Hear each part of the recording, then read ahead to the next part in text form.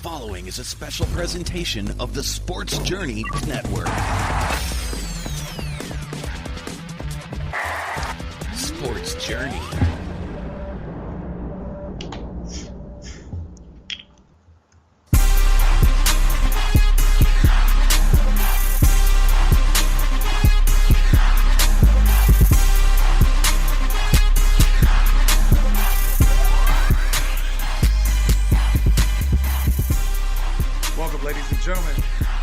Episode of The Breakdown, and I'm your host, Dujunnea, and of course I'm joined by my co-host, Carita Parks. How's things going in the world of sports, Carita? Everything's good. You know, there's always something to talk about. So Indeed. The beautiful thing about sports. Oh, yes. And we've had some great things happen in the world of sports, and we'll start by the draft that we had 2 weeks ago. And the Washington football team had the 19th pick in the draft. They had several picks in the draft. They were able to turn a few picks into some extra picks. Mm-hmm. They seem to have done an excellent job, whether it's the offseason moves they've made. And it appears from looking at things on paper and how they draft, they did a good job of finding the pieces that fit with the pieces they have on this roster. What is your initial thought on how the Washington football team did in this draft? I agree with you wholeheartedly. I think that they did an excellent job. They filled in positions of need. And the funny thing is with Washington, they're never too flashy, right? And that was pretty much how the draft went. Nothing flashy. They got the guys that they needed. One thing that I noticed is Coach Rivera kept talking about culture fit. So he wasn't just looking at physical ability, while that was extremely important. He was also looking for people who would fit the culture, and those are the picks that they went with. So they stuck to their philosophy. I agree. I thought I had some people talk about the Jermaine Davis as a reach, and I love these people who like to call out, these armchair general managers calling out reaches. And the whole thing about it is you got to go and get the guy that works for your football team. Now, they had the pick of the litter at that spot. They had three guys that they could have chosen from. But they chose a guy who I felt is more well-rounded than the other two that we talked about. You were with JOK. I thought that it would be Collins, but I think this pick with Davis is a more well-rounded fit, kind of fits the spectrum of linebackers that they have right now and gives them something that they really lack, and that's a guy who has shown he's a sure coverer in that space of tight ends, wide receivers, that place that they're lacking on defense. Yeah, and when you say that, it reminds me of something else that I noticed as a theme throughout the draft, which is position flexibility. A lot of the guys that they chose can play like right tackle or left tackle, either or. Like with Jamin Davis, he can play multiple linebacker positions. And a couple of the other picks were like that too. So they were looking for guys that they could plug into different points in that position, and that's very smart, actually. So to your point, that is something that I didn't think about when it came to my linebacker pick. But now that they've done it, it makes a lot of sense. Absolutely. Now, what was your favorite pick out of their picks in this draft? That's a good question. I don't know if I have a favorite pick necessarily, but I'm intrigued by Dyami Brown. I'm intrigued by him, I will say that. I'm also intrigued by Benjamin St. Juste, the cornerback out of Minnesota. Yes. I think those two intrigue me the most. I like John Bates, and I know everybody crapped all over that pick, but you go and watch his tape. He provides something that the Washington football team hasn't had in a while. That's a good blocker at tight end. He mauls guys. Mm-hmm. He not only does that, but he just does the little things and can get open. He still has the ability to catch the ball. He doesn't have brick hands or anything like that. But it's the blocking ability that I want to see and how they use him in the confines of the offense, whether it's in using them and pulling them back and maybe using them as a fullback as they've used a couple tight ends in that position before, or them start to bring back that dual tight end set that they have used in the past, which has been successful in the passing and running games there. I'm really looking forward to see what he can do. I like Samuel Cosme as well. I think that was a really good pick for them. With them adding, I think it's Leno Jr. Just recently signed him, the former Chicago Bear. It enables Samuel to get his feet under him. They don't have to rush him out there right away. They have a guy who can play left tackle who's been proven, did an excellent job in 2021, and groomed this guy to be able to come in and be their long-term solution at tackle as well. So those are the two guys that intrigue me. And, of course, Damani Brown is one of mine as well. I'm really interested. I think he's a guy that is going to be very interesting to watch. Now, who you think makes an impact on this team in 2021 and makes a significant impact? Ooh, a significant impact. I am going to go back to their first round pick, and that's because that was a huge position of need. So I can see them putting him in immediately. And for that reason, I believe he has potential to have a huge impact immediately. But also Samuel Cosme too, because once again, that was another significant position of need. And if they put him in either probably at maybe left tackle, I'm thinking, because Morgan Moses is at right tackle, right? Yes. Yeah, so they're going to probably keep him there. But if they put him in at left tackle, I think he has an opportunity to make an immediate impact as well, because that is a position that's been struggling a little bit. It really has. And they really have to kind of shore that up there. I'm going to go with Brown. I think he could really make an impact by adding him on the football field with all the guys that they have. Samuel, they have, McLaurin, Terry McLaurin. Thank you, Terry. And then you have a guy in Adam Humphrey who is a guy who can come in, get some sure shots on short yardage situations, some key plays. You add in your tight end, and now you got a plethora of guys who can not only run good routes, but they have the speed to, at any moment, take the top off the defense, especially if you're slipping. I think he could make some noise here, because the simple fact is, if he can make some noise early, then they're going to draw to him. But then it's a matter of picking your poison at that point with the weapons that they have. And if the quarterback can get the ball there, it's going to be a dangerous set of wide receivers, and they're young. Yeah, I'm really excited about the wide receiver core. There's a lot of wide receivers. That's a very crowded position, so some people definitely are going to be cut. But I am very excited about the options that they have, and that's the thing. Now they have options. Last season, we thought they would have more options, but it just didn't play out like that. So like you said, they'll have to pick their poison, because all the focus was on Terry McLaurin. Now you can't do that, which is what they needed. Exactly. And it's going to be fun to watch this season. And, of course, this show is being taped the night of the schedule release, and we'll talk about that next week. But I'm very interested to see how everything rolls out and what they can do this season.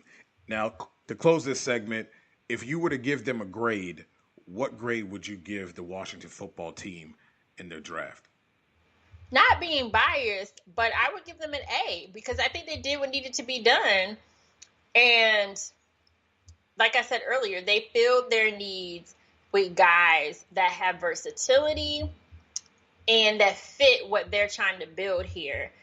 And I really like that they stuck to what their philosophy is and what their methodology was going to be, and they just kind of picked the guys that they wanted, no matter who was on the board. Because like you said, on linebacker, JOK was still there, Collins was still there. They went with who they felt was going to be a fit for them, and they did that with every position. And with that, I don't have to say anything. She said it all. Okay. And when we come back, the NBA is getting very interesting. Some teams that we thought were going to be, top of the league aren't so much. They might be in playing games. We'll talk about it when we come back.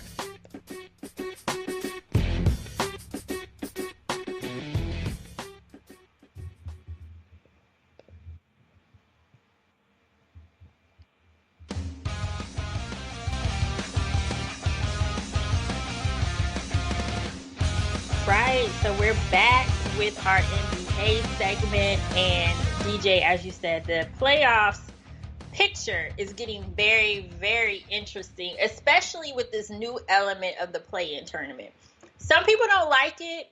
I think it makes things more interesting because sometimes it's not always about your record.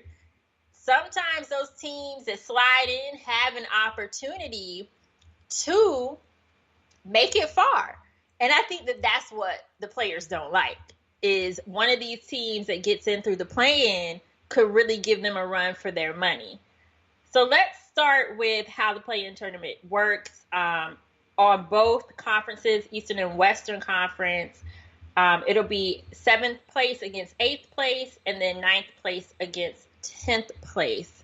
All right. Do you want to run through like who's at 9th, 10th in each conference? Yes. The Eastern Conference, we have the Celtics at 7, the Hornets at 8, the Pacers at 9, the Washington Wizards at 10.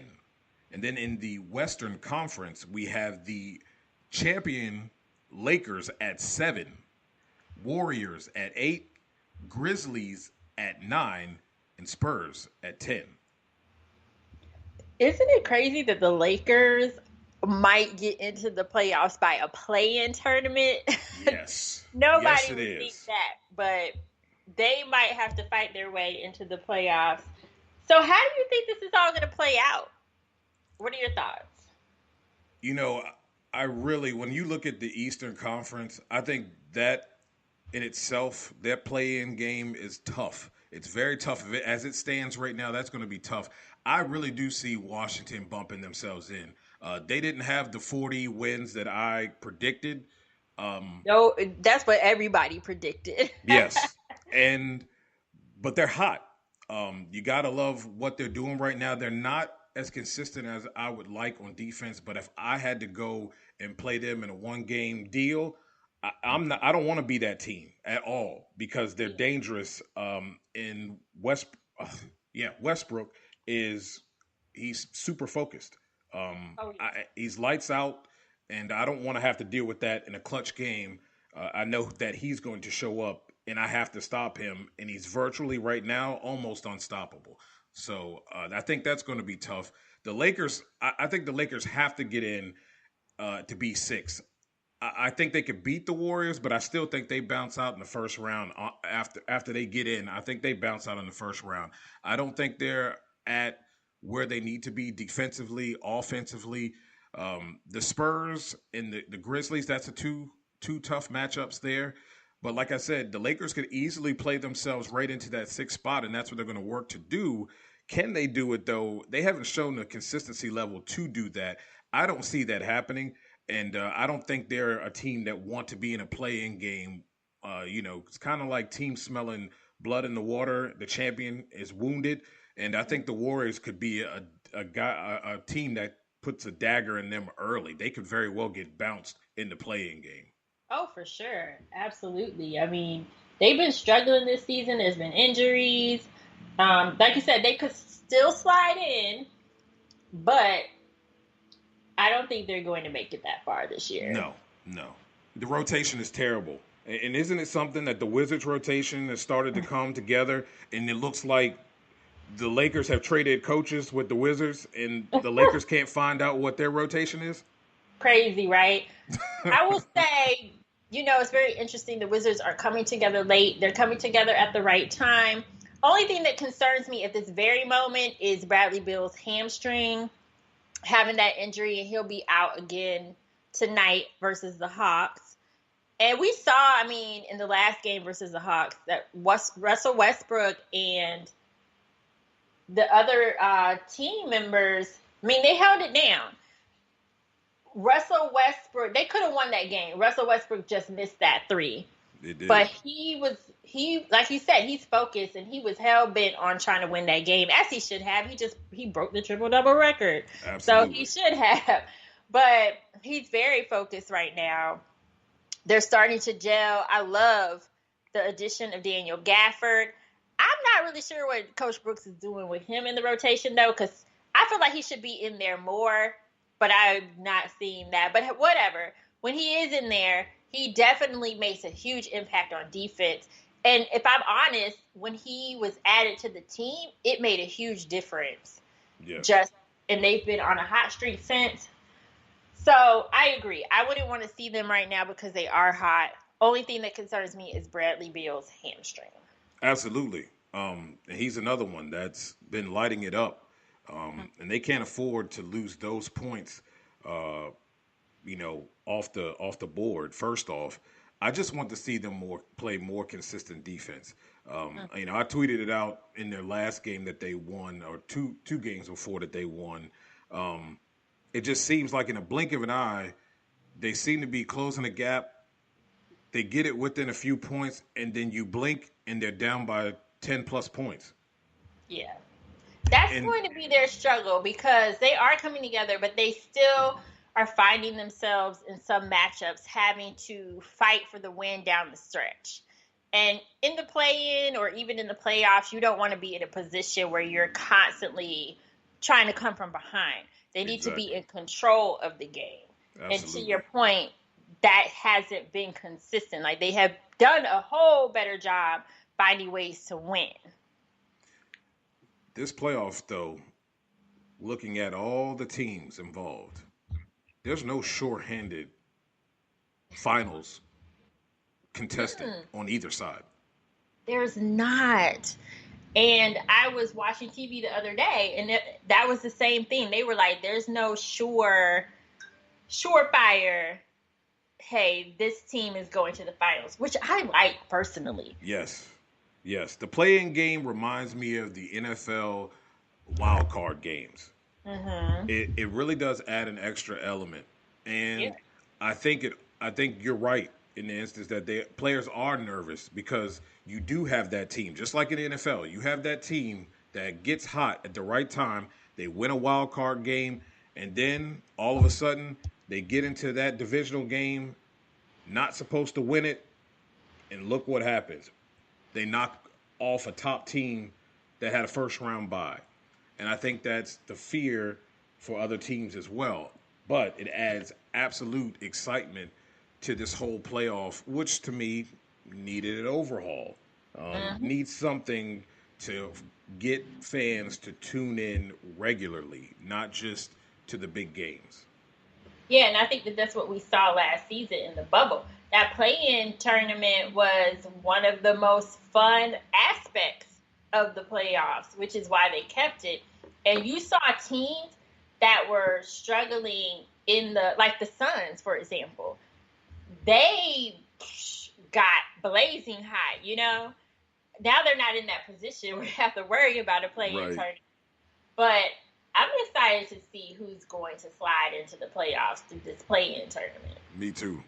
I really think there's going to be some upsets as we get into the playoffs and get things moving, and forward in that regard. And even the Hornets, like, they've been flying under the radar, I think, because we don't see their games a lot on TV. But they're not. They're in a position to pull off a couple upsets. I'm not saying that they're going to go. I think they're still young, so I don't see them going to the finals or anything necessarily like that. But I do see them pulling off some upsets. Yes, their ball movement is incredible. LaMelo does an excellent job of distributing the ball. He has a good feel for when he needs to take it over and take a shot or get himself a shot. But he also has a feel of, okay, I'm going to look to drive to take the shot, but I'm also going to look to see if my teammate comes open. He does a good balance of that. I think that helps this squad. I watched a few games this season, and it's really impressive what those young guys are doing over there, and they're really building something special. Hopefully, they can continue to, gain momentum, because if they do, like you said, they can be something to reckon with, and they could knock some people off really easily. I think their ball movement just alone really could give teams fits. Yeah, absolutely. Now, we're going to get to the Russell Westbrook 182 triple doubles. He broke the record. Like, Yes, he did. the record that wasn't supposed to be broken. He did the unthinkable.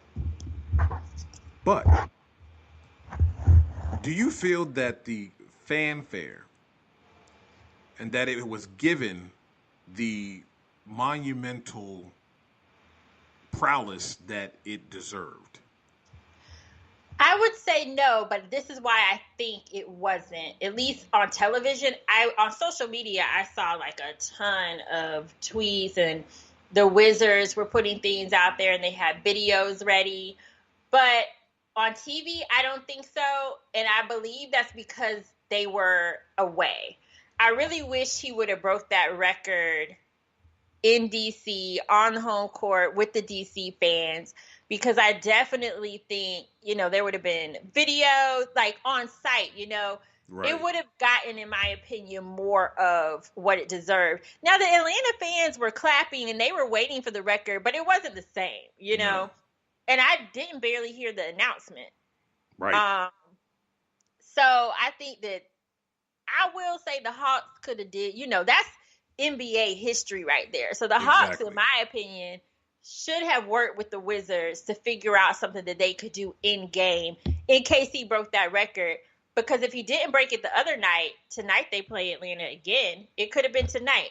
So I definitely think on television it did not get the fanfare it deserved. And I really do wish he was here when that happened. Right. But on social media, he got a ton of love. I'll say that. And I did see that. My problem is with TV. They weren't playing a big team or whatever, but we're talking about an NBA record that is being broken it was 50 plus years before this record has been broken. So why in the world are we not cutting in at some point and making this a thing of he could possibly break this record? I mean, they did it when Kobe and the team wasn't that good and he scored 60 in his final game. They would do it if it was LeBron James breaking a record. So you mean to tell me that you couldn't, TV-wise, at least cut and make a deal, stop the game, taking that ball, either giving him the choice to keep that ball or you send it to the Hall of Fame? One of the two. And yet, sure, he got it on social media, but the NBA should have done it more justice. There were fans in attendance, so Yeah, no absolutely. excuses. No, absolutely. You're right about that. But, unfortunately, this has been the story of Russell Westbrook's career.